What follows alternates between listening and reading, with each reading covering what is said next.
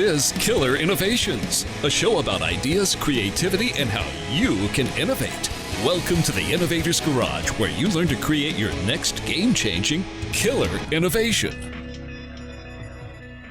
Welcome to this week's episode of Killer Innovations. It's a show about creativity, innovation, and design, and I'm your host, Phil McKinney.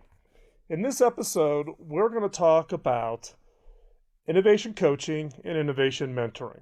Now, I recently did a blog post over on my blog over at philmckinney.com, and it got a lot of response. There was just a lot of interest in really understanding the difference between coaching and mentoring, and then specifically about coaching and mentoring as it relates to innovation. So, this is Easter Sunday, so you get me. Next week we'll have a new set of guests. We've got a great set of guests coming up.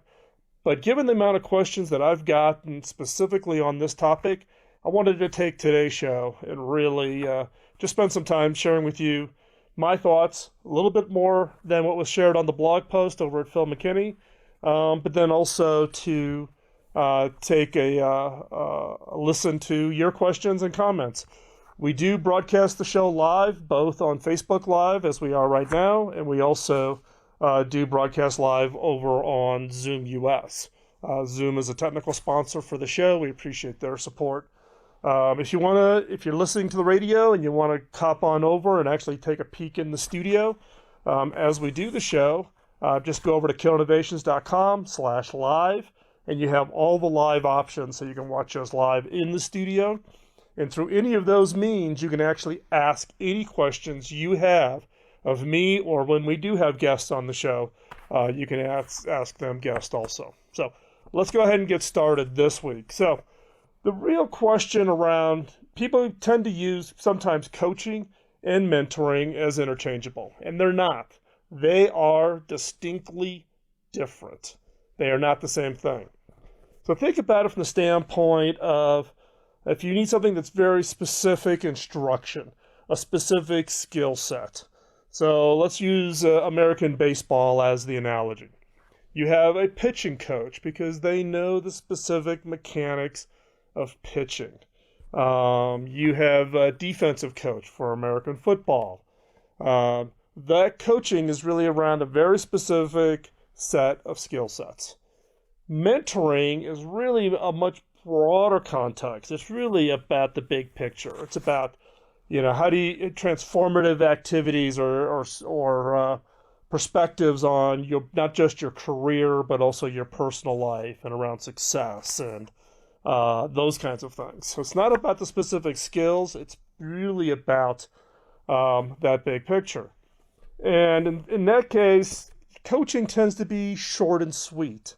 It tends to be very specific, short amount of time, specifically tied to solving a very specific problem, versus mentoring tends to be a much more longer relationship. It tends to be where you would have a relationship over many, many, many years. Now, in my case, I was fortunate early in my career to have just an absolute phenomenal early mentor, Bob Davis, who's now actually long retired, lives in Arizona now. But Bob was the guy who found me, recruited me out of the university, put me into my first job. We had a very, very long relationship. I actually went with 3 companies with him as part of my career development. So it wasn't just around just simply staying on in one place, but it really was about getting a variety of skill sets. And one of the unique things Bob did early in my career is that he actually rotated me through a bunch of jobs. So it's kind of a little bit of a mentoring. Maybe you could cross it over into a little bit of coaching, but it really was about rotating me through. I thought I was a pretty hotshot software engineer. Thought I knew it all. Thought I could come in and just really be transformative in the business. And Bob sat me down and busted that balloon. But also pointed out that says, hey, you could be the world's greatest software engineer, but for you to be successful in business in a broader context, you need to have a much broader set of skill sets. So he actually rotated me through. So I spent 6 months doing my software work. Then I went and did 6 months in IT, and I did 6 months in sales, and I did 6 months in marketing, and I did 6 months in corporate finance. And it was that rotation of both getting my head screwed on straight, lose the ego, understand your role in the business, but then learning this skill set. And this started off in a subsidiary of Prentice Hall Publishing, which is my first job out of college, and then became transformed in a much broader context for overall success. So for me, having that mentoring experience, I knew what a mentor was, and I knew, what it did for me and how it helped me for my overall career success. And I've had coaching also through my career also, short-term engagements where I may have needed a specific skill set. Probably the best coaching I've ever received and was worth every penny was media training, and I call that a coaching experience at Telligent. So this was my first time as a true senior executive at a startup that was doing an IPO. We were all on the management team spending a lot of time in front of the press, in front of reporters, and the CEO, Alex Mandel, who used to be the president of AT&T, dictated that everybody that was going to be in front of the press had to go through this media training.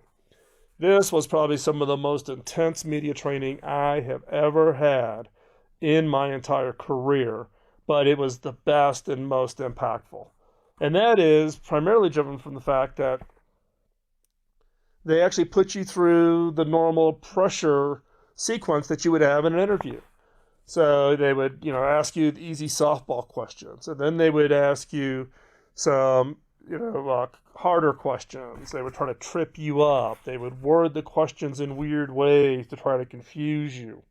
We also ended up with certain private information having been fed to these reporters, and these were real reporters whose names and faces you would recognize from things like 60 Minutes and 2020 and Fox News. They actually used real reporters to ask these questions in these mock experiences to try to really get you out of the fact that this was training and make you really feel like it was real. And so they would actually feed these reporters private information, things that just would never be known, and they would then in turn ask those questions in the interview to try to make you trip up, get you flustered, get you to say something you shouldn't have said. I can tell you when I got done with that training, I literally had sweat through my shirt. I had sweat through my sport coat. It was intense.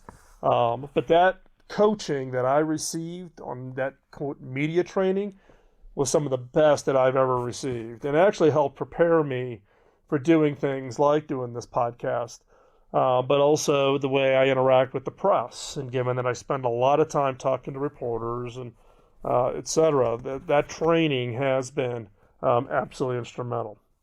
Now, when it comes to your own coaching and mentoring, the one question you have to ask is how much involved is your employer? In some cases, the coaching and mentoring that I do may actually be funded by the employer. The employer may call me up and say, hey, Phil, we got this guy. He's trying to put together the innovation team. He seems to be struggling a little bit. Would you be interested in taking him on as a mentoring? So in this case, the employer is paying me. In some cases, individuals will reach out to me directly to do coaching and mentoring. And that really then determines, what that level of engagement is. However, it doesn't matter who's paying, the conversation is confidential with the individual. It doesn't get shared with the employer, even if the employer is paying for it. It has to stay confidential. And you've got to find coaches and mentors that truly understand that. So just to give you kind of really quick checklist, if you're looking for specific skills or outcomes to a very specific challenge, like media training, you're looking for a coach. If you're looking to develop kind of, let's say, innovation leadership among your current staff, that's mentoring. So that's, if you're trying to build up, leadership, because leadership is more than just a skill. There's much more to leadership that needs to be built up. So mentoring is less specific, and it's things like those leadership characteristics that we typically think of mentoring. So again, that's the difference between coaching and mentoring. We're going to go into the next segment of the show, and we're going to talk specifically about coaching and specifically about mentoring. So stay right where you're at. We're going to be right back. We're going to take this quick commercial break. When we come back, we're going to pick up where we left off, talking about innovation, coaching, and mentoring. So stay right there. If you've got a question on Facebook Live, go ahead and post that question. And when we come back, we'll continue the conversation. You're listening to Killer Innovations on the BizTalk Radio Network.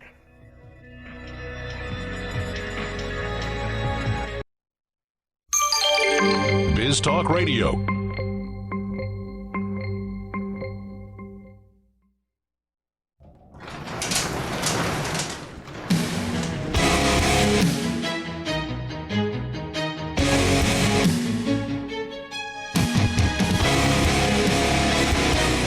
This is Killer Innovations, a show about ideas, creativity, and how you can innovate.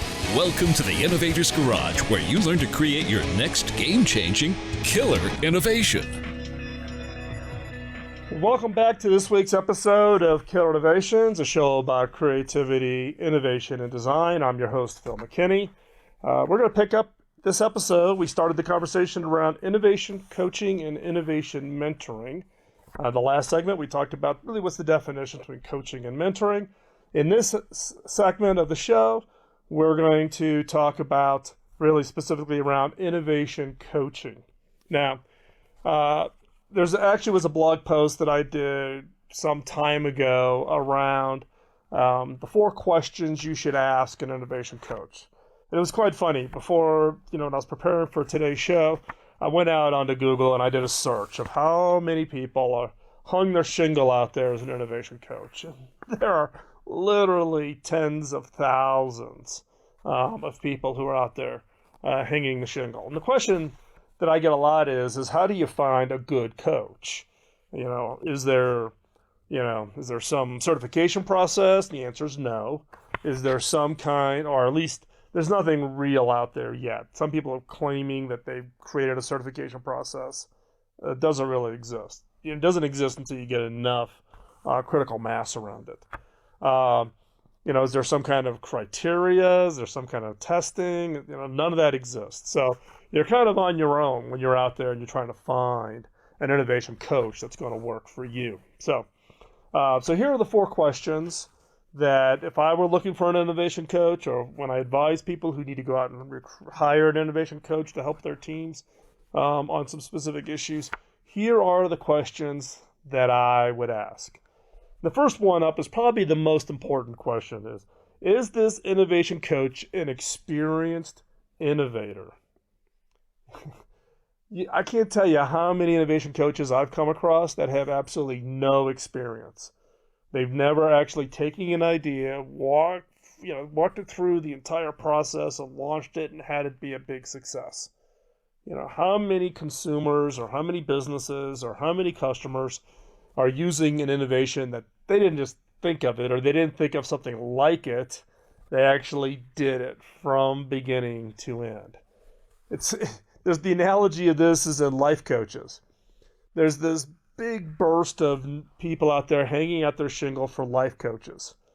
The funny part is these are 22, 23, 24-year-old people who are going out and hanging out their shingle to be life coaches when they don't even have any of that experience yet.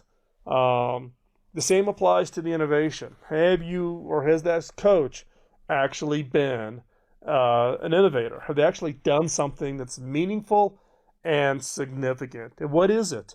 And how do you go validate it? How much were they really involved in it?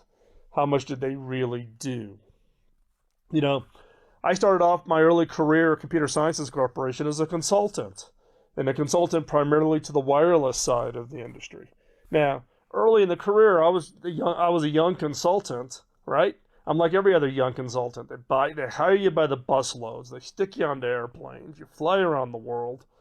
And you're that young kid who's going to come in there and tell some leadership team that's got 25 years experience, what they're doing wrong and what they shouldn't do. And I can give you the perspective of having started there and then shifting over to actually having the operating experience. When I went to Telligent, I came from a consulting background to the operating role and did an operating role for 5 years. Then I went to Hewlett Packard after my my first retirement, right? And actually, started off in the, helping HP organize itself post the Compaq merger and then being named CTO. And then actually having to run R&D and actually run the innovation teams and actually live it. And let me tell you, the expertise and experience you get from the other side of doing it versus the front side of consulting about it, distinctly different. And so therefore, living through that whole experience is what's prepared me for where I'm at now. Looking at innovation coaches who have no experience, I would just stay away. Let them go get their experience on somebody else. Let them actually go work for a company where they drove innovation or drove that development. Second question on here is, who else are they coaching? Are they coaching companies that are competitors to yours in the same market? Are they an innovation coach in cosmetics and you're a consumer electronics company? That's different innovation experiences and different innovation expertise. So from that standpoint, you need to find people who, one, depending on your perspective on competition, but more importantly, in an area that you're experienced in. Because innovation as a term by itself is highly overused. You need innovation expertise in an area that you need help in. Third question, what is it about this innovation coach that's attracting its followers? Who else is following it? Who else are they coaching? Why are they getting so much attention?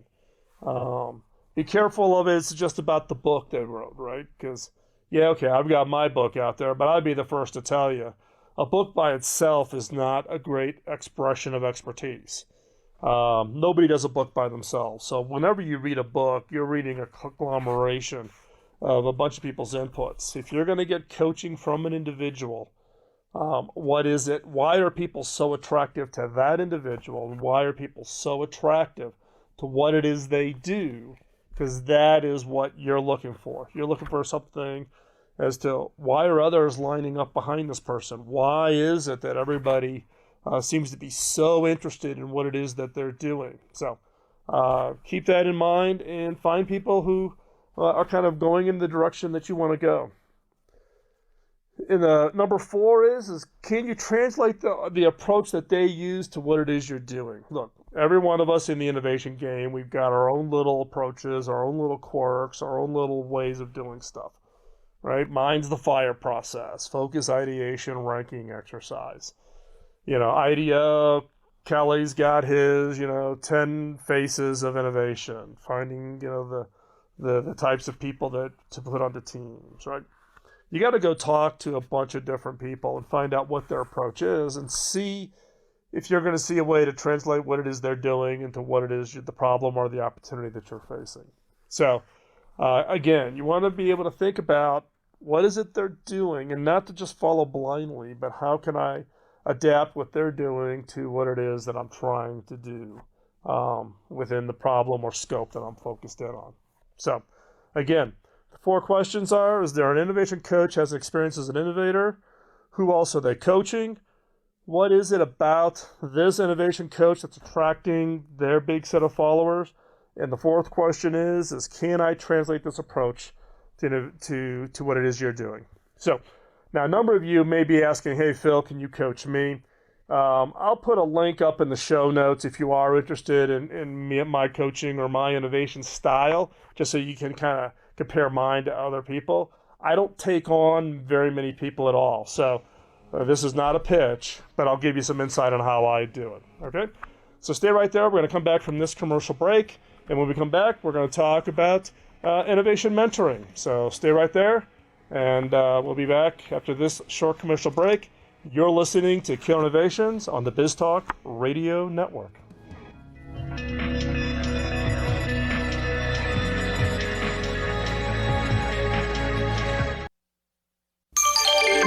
BizTalk Radio.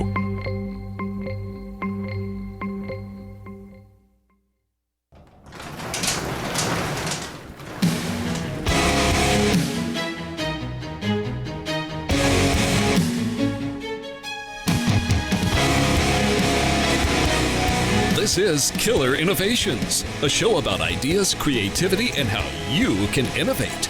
Welcome to the Innovator's Garage, where you learn to create your next game-changing killer innovation.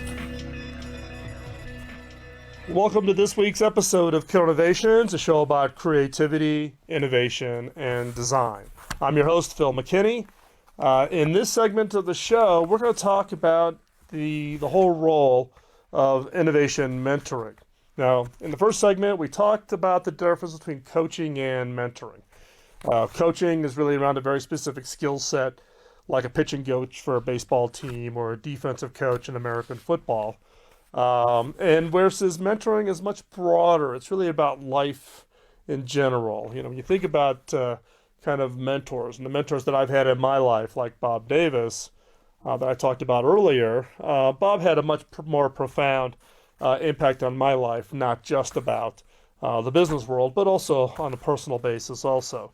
Mentors are ones that, you know, that can take you under that wing and really devote the time and the energy into helping you kind of learn from all the mistakes they've made over their entire career. So in this case, the mentors are critically important.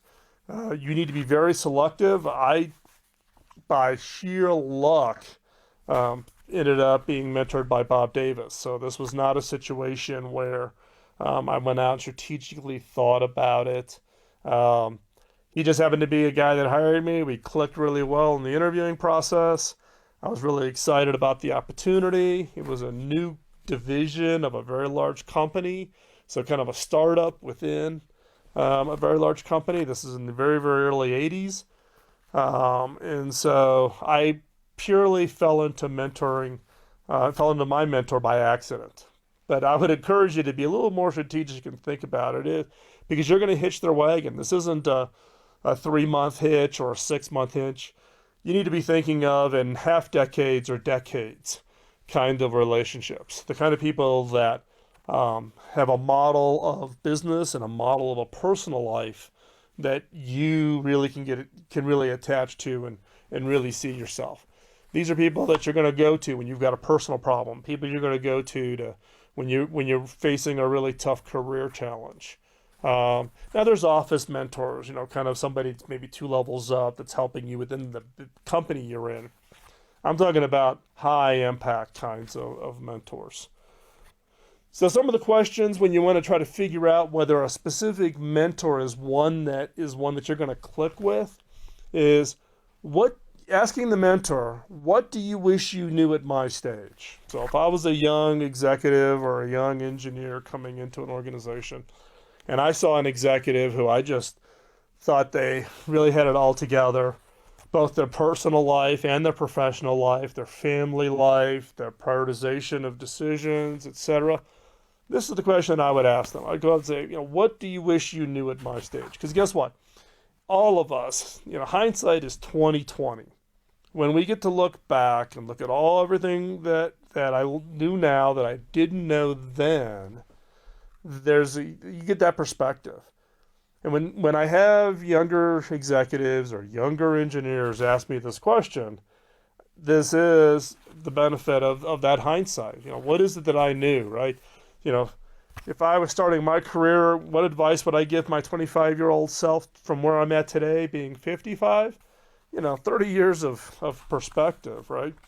It's the perspective of, you know, don't feel like you're in such a rush. You know, yes, priorities and timelines are important, but at the same time, life will go by so quickly. My personal perspective, I spent a lot of time on the road traveling as a young executive.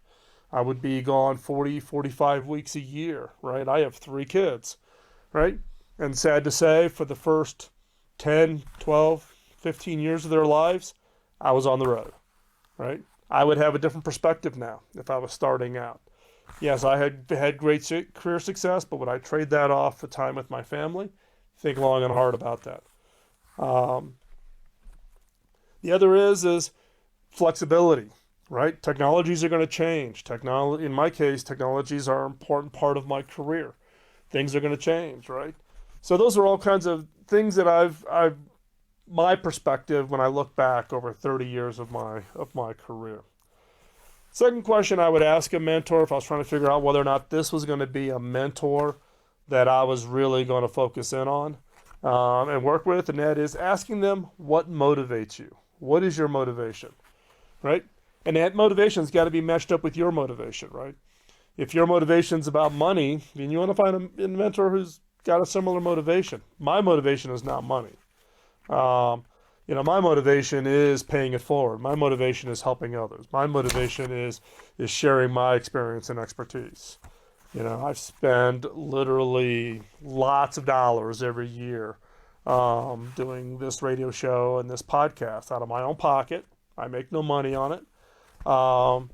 But as my way of getting this out and making it available to as many people as possible, that's what my motivation is. I use kind of a 5F criteria for how I make, what motivates me and how I make my decisions. So the 5 F's are faith, family, friends, fitness, and finances. The 5 F's: faith, family, friends, fitness, and finances. And what I found is if you deal with the top 4, finances take care of themselves. A lot of people, they want to put the finance at the top. It's all about chase the dollar, chase the dollar. And early in my career, I'll admit, I fell into that trap. It didn't get me anywhere. When I got my priorities and my criteria set up right, everything started to change for me. That's when my career really took off. So again, that's just mine. But every mentor has this kind of a criteria in how do they prioritize, how they make decisions, what motivates them. You want to find a mentor where you can match up to them. The third question is what difficulties have you experienced and how did you get past them, right? We've all had, career challenges, right? We've all gotten fired from jobs. We've all gone with companies that shut down, went bankrupt, whatever. We've all worked for hard, difficult bosses. We've all had challenges in our relationships, whether it be with your spouse, with our kids, our parents, all those challenges, right? And so, if someone says, I've got it all figured out and never had an issue, run the other direction. That's not a mentor you want to engage with. You want a mentor also that's going to open up and share with you their real experiences, right? Like how do you deal with conflicting prioritizations between family obligations and work obligations, right? What tools and tricks can they give you on how to handle those kinds of situations, those kinds of things. So again, what difficulties have you experienced and how did you get past them? The fourth question is, if you're on the job, particularly if you're dealing with a boss, right? In my day job, I've got a couple of my staff who've asked me to mentor them. It's a little bit of a different mentoring. This is really around very specifically career mentoring for them, right? Here's a question though: if I was going to go to a boss and I was going to ask for mentoring, here's the question I would ask, which is, how can I make your life easier? I'm your mentee. You're my mentor. How is it that I can make your life easier? Now, in reality, in all the years of my mentoring, I have never been asked that question. Never. And it's an interesting insight, right? Because it's also one way for the mentee to learn. What can the mentee take off of my plate that actually will allow them to learn, allow them to grow, and therefore then actually ramp up their experience and expertise even faster. So that would be the fourth question. So really quick, the 4 questions on innovation mentors would be, what do you wish you knew at my stage, right? So kind of what experience or what recommendation would you give to a 25-year-old version of yourself? Second is what motivates you? Third is what difficulties have you experienced and how did you get past them? And then the fourth question, if it's your boss or something in the work relationship where you can have more direct impact, ask them, what is it that I can take off your plate to make your life easier? So those are the 4 questions that I would go out and engage with regards to a mentor. Okay? And now mentors are critical. Like I said, you're going to have a relationship with them for 5 to 10 years. So you want to think long and hard about that. So we're going to take another quick commercial break. When we come back, we're going to pick up, continuing our discussion on this. And also, I've got some new news about the radio show. So you're not going to want to go anywhere. So stay right there. You're listening to Killer Innovations on the BizTalk Radio Network.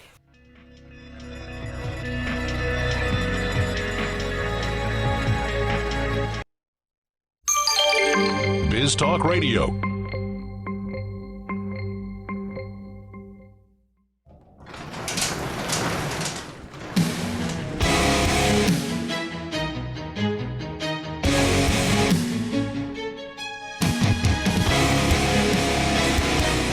This is Killer Innovations, a show about ideas, creativity, and how you can innovate. Welcome to the Innovator's Garage, where you learn to create your next game-changing killer innovation.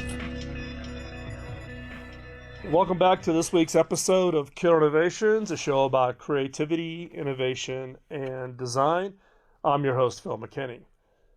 This week we were talking about innovation coaching and innovation mentoring. And we spent the first segment kind of giving you the difference between coaching and mentoring. There's actually a blog post that I did over at philmckinney.com that goes into more detail. I'll put links into it in the show notes for you. But then we also went into more specifics. What are the questions you should ask if you're going to go out and looking for an innovation coach? And then the questions you should ask if you're looking for an innovation mentor. Both of those sets of questions are also part of previous blog posts over at Phil McKinney. So I will link to those in the show notes at Killer Innovations for today's show so that you can actually click back over to Phil McKinney. You can find the blog post, find the questions, and there's some more background information around the structure of these questions and why I think these questions are important when you are out trying to select an innovation coach and an innovation mentor. In the show notes, I'll also include a link to some information about the coaching and mentoring that I do. I'm not out recruiting for new clients for coaching and mentoring. My time is pretty limited. I only do a very small set, a handful of people on any given time, just because of the bandwidth. But if you're interested in just hearing how I do it, let me know. Now, with that said, there have been so many requests for people wanting to do phone calls with me or get my advice, and I get emails, and I try to respond to them all. So if I haven't responded to you, I apologize. I literally try to respond 100% of the time.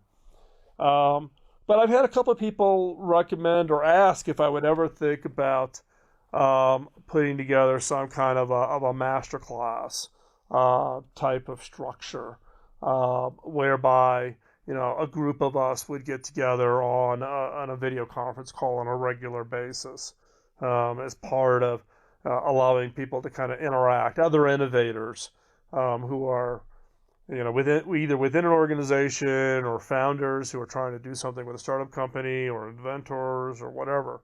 And I've toyed around with the idea. It is interesting. I may do that. If that's something that you might be interested in, just drop me a note and let me know. I've gotten a handful of emails from people who are interested in participating in that. So I may try to do something, because then I can just do it, just set up maybe the hour right before the radio show or the hour right after the radio show, more likely the hour right after the radio show, to then just kind of stay online and just continue on the conversation. So again, something you're interested, let me know. Now, one of the things that I try to do, the reason why I do the show is because of my mentor, Bob Davis, and you heard about that earlier. Later in my life, I went back to Bob and said, how do I pay you back? You invested so much time and so much energy into my career. How do I pay you back? And Bob actually laughed. He's like, hey, Phil, you can't pay me back. I'm late in my career. I'm retired now. what you need to do, Phil, is pay it forward. You need, just as I invested in you, you need to go find people that you can go invest in. And I'm proud to say that I actually, have done a fair amount of mentoring, particularly with my college interns that come in. I'll bring in, at HP, we would have a couple hundred interns during the summer, and I actually would pick one or two of them and actually have them live in my house with me. Yes, they would actually live with me. My wife goes away for the summer. She's a camp nurse, so she volunteers at kids camps during the summer. But I actually had interns who actually lived in the house with me. And I'm proud to say that it's those interns that I selected and ones that I invested a significant amount of time on, I still have very close relationships with. I had one who actually lived outside the country, flew his fiance to meet with me because he wanted me to meet his fiance, and this is before, early in their relationship, because of our relationship. I've got other mentors that are 30, 25 years ago who have gone on to have just absolutely phenomenal careers, not because of something I did, but just because of their natural ability, and maybe I played a little bitty small part in steering them, in the right direction. And so, mentoring is incredibly important to me. But one way I actually share this expertise is through this show and through this podcast. This week is the last week for season 11. Next week, we will be starting season 12 of the Killer Innovation Show. I keep reminding people that we were doing this show before iTunes even existed. And we've got a good listener base. We're not like, I'm not like a Tim Ferriss or any of the big shows. But, the fan base, you've all been extremely loyal to the show. And without that listener base, the Killer Innovation Show just would absolutely not exist. And so I just wanted to extend and say thank you. If you've got ideas and things that you want in season 12, just drop me a note, phil@killerinnovations.com. But one thing I do want to make available to you is the free version of my audio course. This is something that over on Amazon they sell for $19. Don't pay the $19. You can get it for free. All you need to do is text the word innovate to 33444, or you can go over, if you're outside the US, go to killerinnovations.com/innovate. And this whole course is about really to show you how easy innovation really is. It's not as hard as you think. It's why we do the show. It's why I'm making the audio course available to you for free. It's why I wrote the book, right? To show you how easy innovation really is. Anybody can do it. You can do it. So go over there, get the course for free, and take advantage of that. The one thing that I would ask, we do this all for free. The content is free. 100% of my author royalties get donated to charity. This is not a moneymaker for us. But what I would ask from you, though, is tell other people about the show. Spread the word. Pay it forward by passing around the information about the Killer Innovation Show. And take the 20 seconds to go over to iTunes and give us a comment and give us a rating. I would really, really appreciate that. So stay tuned. Next week, it's the start of season 12 of the Killer Innovation Show. Look forward to spending that time with you next week. And until then, keep on innovating, and don't let the innovation antibodies get you down. This is Phil McKinney. You're listening to Killer Innovations on the BizTalk Radio Network. The opinions you hear on Biz Talk Radio are those of the hosts, callers, and guests, and do not necessarily reflect those of this station, Biz Talk Radio, its management, or advertisers. The information on Biz Talk Radio does not constitute a recommendation, offer, or solicitation to buy or sell any product or service. If you have any questions about Biz Talk Radio, contact us at 817-274-1609 or at biztalkradio.com. Biz Talk Radio.